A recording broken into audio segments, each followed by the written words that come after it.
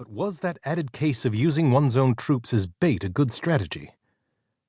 Marine General Victor Krulak, who himself had led those Marines drawing off the Japanese to Choiseul Island during World War II, raised the question in his classic book, First to Fight. Of course, that certainly has been the U.S. Marine Corps hallmark through the years. First to fight. First always, yes. But there are two more words from the Marines as well. One is sacrifice. Their record of self-sacrifice is truly extraordinary, while also so moving and so overwhelming to contemplate. And finally, their courage, which has been on repeated display throughout all their history, again and again.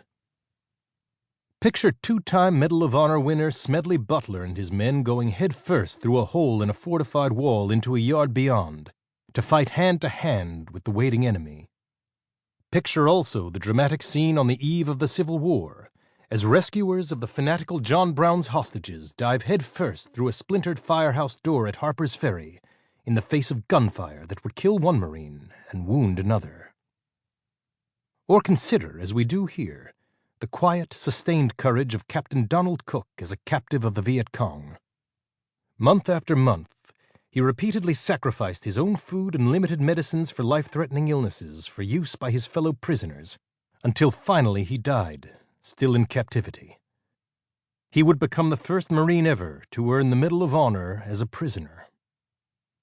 Speaking of that same esteemed medal, given for both courage and willing sacrifice in actions beyond the call of duty, it was in the American Civil War that the Union's John Mackey would earn the first Medal of Honor awarded to a Marine. Sadly, his rallying cry for his compatriots to give their all came in battle against Confederate forces that included Confederate Marines. Some Confederates had in fact been former American Marines themselves. It was the escaped slave Robert Smalls of that same Civil War era, whose post-war legislative efforts helped pave the way for federal acquisition of land that eventually became the Marine Corps' East Coast boot camp, Parris Island.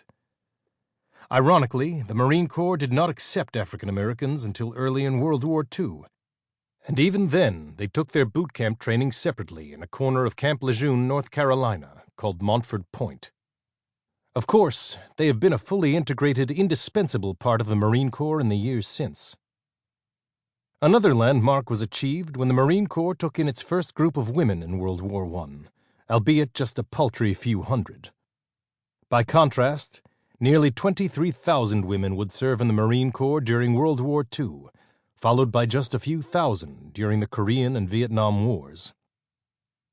It was only in the Vietnam conflict that women finally were permitted to serve in the field, as historically they marched toward combat support roles with casualties taken in Kuwait, Iraq, and Afghanistan. In 2015, they were at last given the green light to take part in direct combat roles, alongside the men of the Marine Corps' armor, infantry, artillery, and aviation units. The United States Marines. What a story! We try to tell it here, but can only offer the highlights, alongside the little-known personal drama. We don't go into the politics behind this or that deployment. Let others debate those. Rather, we hope to have captured at least some of the magnificent USMC fighting spirit, as expressed on a souvenir plaque of cardboard sold at the Marine Corps Museum, just outside the Quantico Marine Corps Base in Virginia. Perhaps a bit exaggerated, but not totally, it says, "To err is human, to forgive divine, neither of which is Marine Corps policy." C. Brian Kelly and Ingrid Smyer, Charlottesville, Virginia, October 2016.